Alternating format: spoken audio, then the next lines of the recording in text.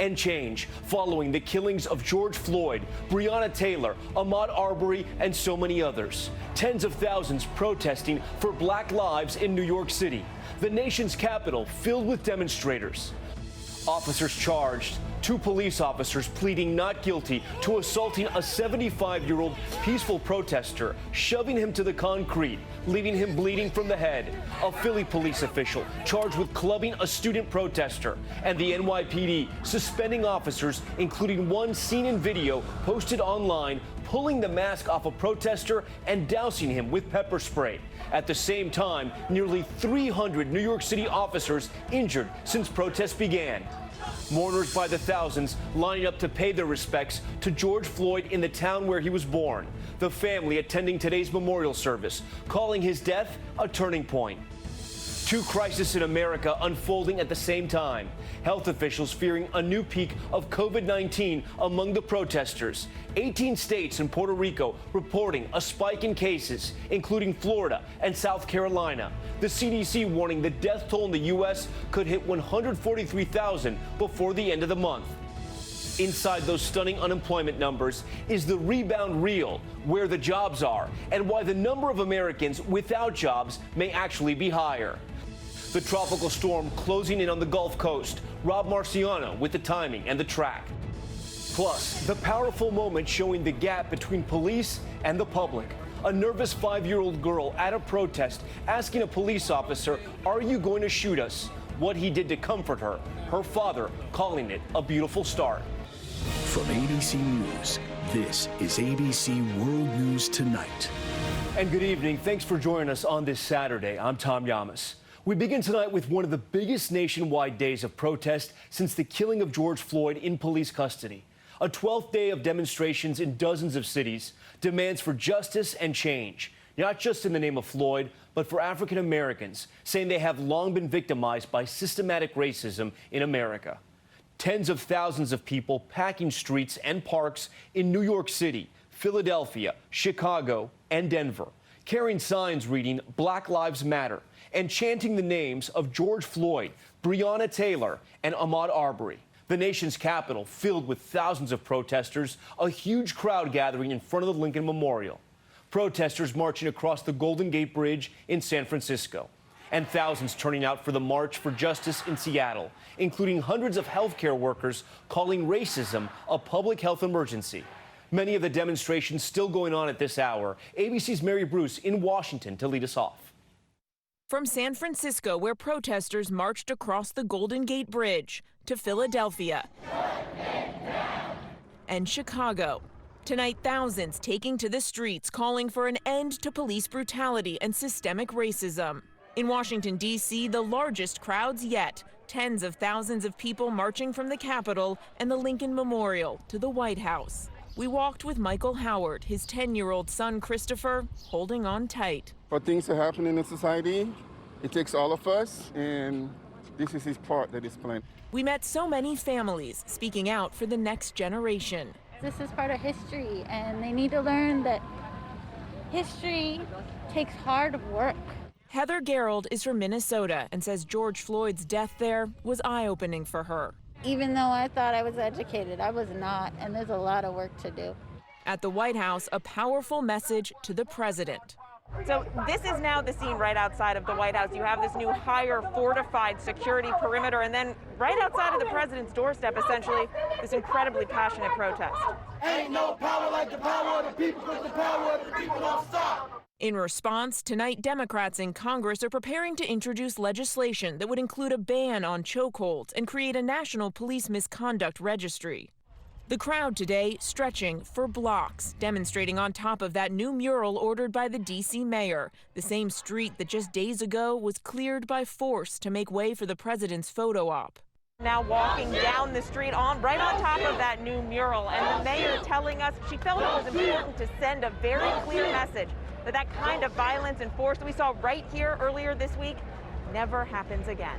We saw something that I'd hoped to never see in my lifetime in America, and that's United States federal forces moving against American people in peaceful protest in the nation's capital. Courtney Walker brought her 2 small sons to witness this history, telling us their lives could depend on it. This is worth the risk because if I didn't come down here today, their lives are in danger every day.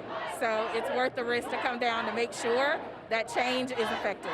This peaceful protest, also a celebration. This is America! The more people that are here means the more people that realize this affects everybody. Allison Jennings has been here all week. She tells us it's the conversations happening in this crowd that will spark true change in this country. And that's what this is doing. It's teaching people about other things and showing them where the change needs to be made. Just the conversations that are happening right here. Conversations that are happening, absolutely. All right, Mary Bruce joins us now from Washington, where the protests are still ongoing. So far, Mary, this is a very different type of protest in more ways than one from what we've seen in the nation's capital.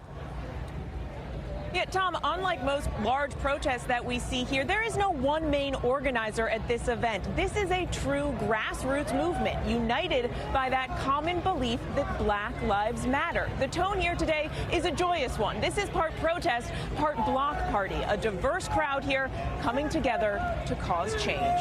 Tom. Mary Bruce leading us off from the nation's capital tonight. Mary, thank you. Now to the growing crackdown on police officers accused of assault. 2 officers in Buffalo pleading not guilty to assault charges today. The officers injuring a 75-year-old peaceful protester, shoving him to the ground. Officers in several major cities facing allegations at the same time. Nearly 300 officers in New York City injured since protests began. Here's ABC's Zachary Quiche. Tonight, the heavy-handed tactics used by some police are under scrutiny. 2 Buffalo police officers have been charged with felony assault less than 36 hours after 75-year-old Martin Gugino was shoved to the ground at a protest. Suspended officers Aaron Torgelsky and Robert McCabe pled not guilty. The police department originally said the man tripped and fell. Dozens of police gathering outside the court in solidarity, some applauding the officers charged. I'm not choosing sides. My job is to prosecute those who have violated the law. Plain and simple. The union says all 57 officers resigned from the specialized unit, some in protest of the charges and in support of the officers. New York's governor sending state police to support the department, calling the incident horrendous. A bad police officer is the enemy of every good police officer. Gugino, a longtime activist, remains in the hospital in serious but stable condition. Also in New York tonight, the NYPD suspending 2 officers without pay. One for this incident posted online, the officer pulling down a person's face mask in Brooklyn and hitting him with pepper spray. In Philadelphia, an officer has been charged with assault after video posted online shows him hitting a protester in the head with a baton. The police union vowing to support the officer. The majority of protests have been peaceful, but in New York City alone, nearly 300 officers have been injured since demonstrations began. One officer was stabbed in the neck. Tonight, police say the suspect faces attempted murder charges. Here in Minneapolis, where George took his final breaths, there are calls for action. There's different ways where you can arrest people, and better ways instead of putting your knee on someone's neck or shooting someone down for no reason. In Seattle, the police chief has banned the use of tear gas on protesters for at least 30 days and has called for a review of crowd control tactics. And a federal judge in Denver has issued a temporary restraining order limiting an officer's ability to use tear gas or fire rubber bullets.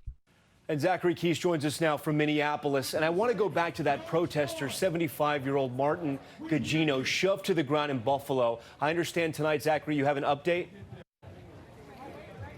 That's right, Tom. Gugino's lawyer describes him as a peaceful protester and human rights advocate, adding his client has a concussion, but he's alert and wanting all further protests to remain peaceful. Tom? Zachary Quiche with that new reporting tonight for us. Zachary, thank you. Now to President Trump, keeping largely quiet during this major day of protest. The president harshly criticized for this week's use of force on protesters outside of the White House for that photo op in front of a church. Attorney General Bill Barr now denying he gave the order to disperse the crowd. ABC's Rachel Scott is in Washington. Tonight, the top law enforcement officer in the country, Attorney General William Barr, distancing himself from this moment. Police forcibly removing demonstrators Monday to clear a path for President Trump to walk to St. John's Church, damaged by arson, for a photo op that sparked outrage. We were there as the crowd went running, officers setting off flashbangs, firecrackers, and smoke. What are they doing? The AG was there too, and the Trump administration says he gave the order to increase the secure perimeter around the White House. He noticed that it hadn't been cleared, gave the order for it to be cleared, and that action took place. But now Barr says it was not his call to use aggressive measures. I'm not involved in giving tactical commands like that, he told the Associated Press, adding his attitude was get it done, but he didn't say go do it. That show of force prompting former members of the president's inner circle to publicly blast his leadership. Now his second chief of staff speaking out. I think we need to look harder at who we elect. I think we should look at people that are running for office and put them through the filter. What is their character like?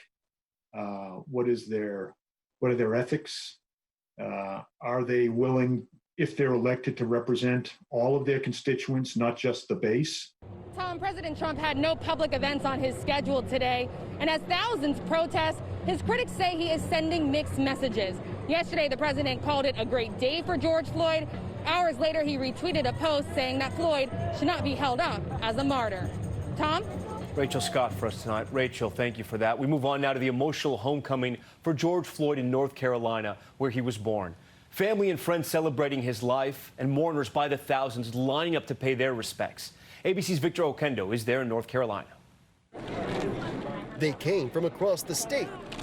Thousands of mourners flocking by car, motorcycle, even horseback to George Floyd's birthplace, the small town of Rayford, North Carolina.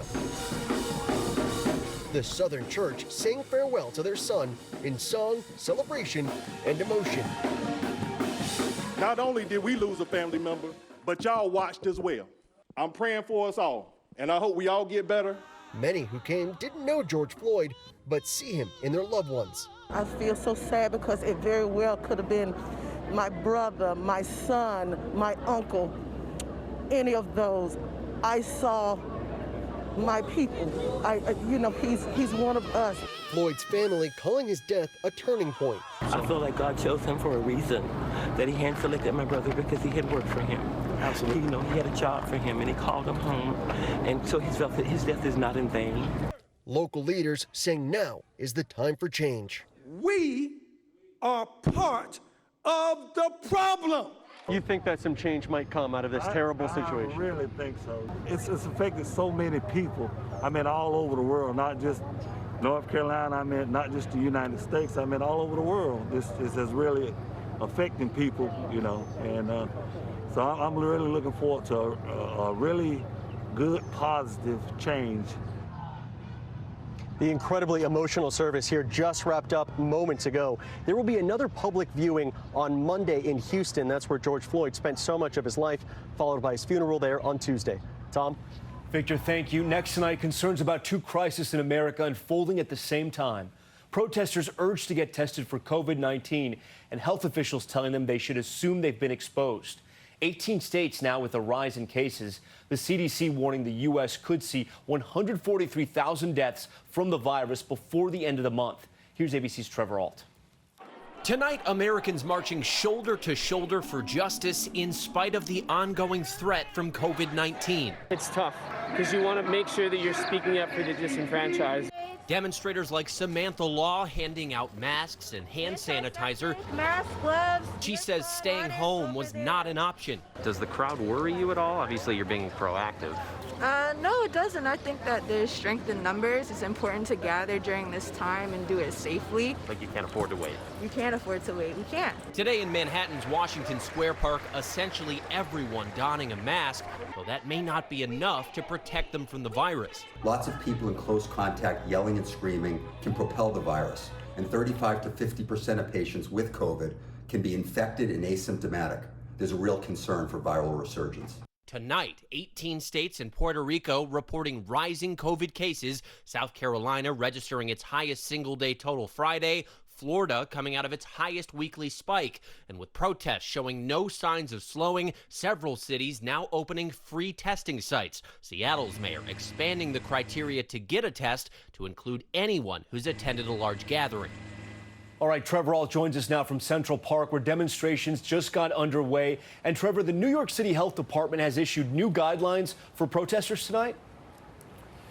That's right, Tom. The health department says anyone who attends a protest should assume they've been exposed to COVID-19 and consider getting a test in 5 days. They're also recommending protesters use drums or noisemakers to try to limit their chanting or their yelling, though that is a pretty big ask because there are hundreds of people here and thousands across the city who want their voices heard. Tom? All right, Trevor Ault for us tonight. Trevor, thank you. News tonight about American jobs inside those stunning unemployment numbers. Is the rebound real, and where are the jobs? And why the number of Americans out of work may actually be higher. Here's ABC's Deirdre Bolton. Tonight, in the wake of that stunning jobs report that brought the president to the Rose Garden, the greatest comeback in American history. Questions about whether it's really the start of a turnaround. It begins with the numbers. The Bureau of Labor Statistics is reporting a 13.3% unemployment rate, a 1.4% improvement since April, but also acknowledging an error in how it classifies employment status, which means the actual unemployment rate could be as high as 16.3%. Whatever the rate, 2.5 million jobs were added in May, and fewer unemployment claims were filed in 10 states that lifted lockdown measures early in the month. Half of the new jobs, however, came in industries with nowhere to go but up. Restaurants, bars, hotels, hiring back chefs, waiters, and cashiers, with many businesses relying on checks from the federal Paycheck Protection Program. When I got PPP, it kind of gave me hope, like I can bring back my employees. I'm going to be okay. And so it was definitely, without it, I don't know what I would have done. The fiscal stimulus that's been put in is working. It seems to be effective, but that's not to say that we won't need to see additional support. Right now, Congress has not authorized more money for PPP. Both parties are debating another form of stimulus. If one is passed, July would be the earliest. Tom? All right, Deirdre Bolton for us tonight. Deirdre, thank you. And there is much more ahead on World News Tonight this Saturday. The killers on the loose. A retired police captain gunned down by suspected looters. The new video just released. Plus, the tropical storm taking aim at the Gulf Coast when it's supposed to make landfall. Rob Marciano standing by. Your mission: stand up to moderate to severe rheumatoid arthritis and take it on with Rinvoq. Rinvoq, a once-daily pill, can dramatically improve symptoms. Rinvoq helps tame pain, stiffness, swelling, and for some, Rinvoq can even significantly reduce RA fatigue. That's Rinvoq Relief.